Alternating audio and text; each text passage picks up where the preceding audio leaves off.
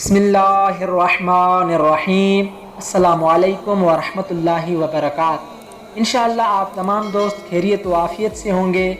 आज मैं आपके सामने शहनशाह नजफ़ मौलाए कायनात अमीर अल मोमिनीन मुश्किल कुशा अली अलैहिस्सलाम का 7 जून 2019 जुम्मे की रात 9:30 बजे हज़रत इमाम अली अलैहिस्सलाम के हरम नजफ़ अशरफ में कौन सा मौजज़ा पेश आया, इसके बारे में बयान करूंगा।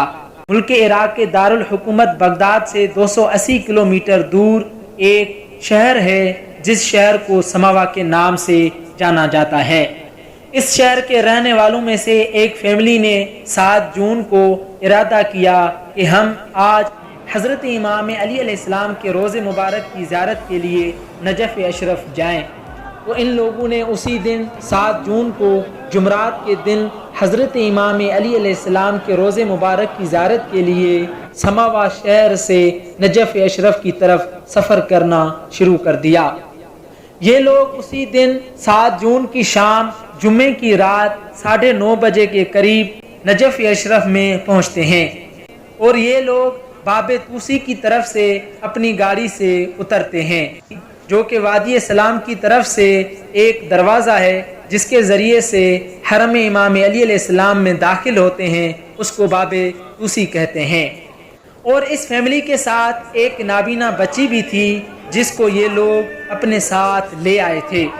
जब मौलाए कायनात साहिबुल करामात वल मौजज़ात अमीर अल मोमिनीन अली इब्न अबी तालिब अलैहिस्सलाम की ज़ियारत करने आए, तो जैसे ही ये फैमिली बाबे तूसी पर पहुंचकर मौला अली अलैहिस्सलाम की कब्र अक़दस में मुतवज्जे हुई और इस फैमिली ने ज़ियारत पढ़ते हुए अपनी नाबीना बच्ची की शिफा के लिए तवस्सुल इख्तियार किया, तो ज़ियारत के बीच में ही उस बच्ची को हज़रत इमाम अली अलैहिस्सलाम के तवस्सुल से अल्लाह की बारगाह से बीनाई अता हुई और उसने देखना शुरू कर दिया।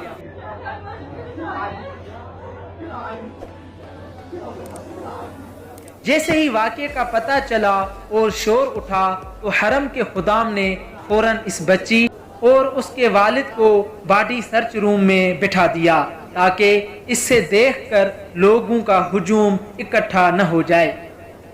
अगर किसी दोस्त को यकीन ना आया हो तो ये नंबर है जो इराकी शख्स का है, जो ऐनी शाहिद है इस वाक़े का, उससे आप इस वाक़े की तस्दीक करवा सकते हैं।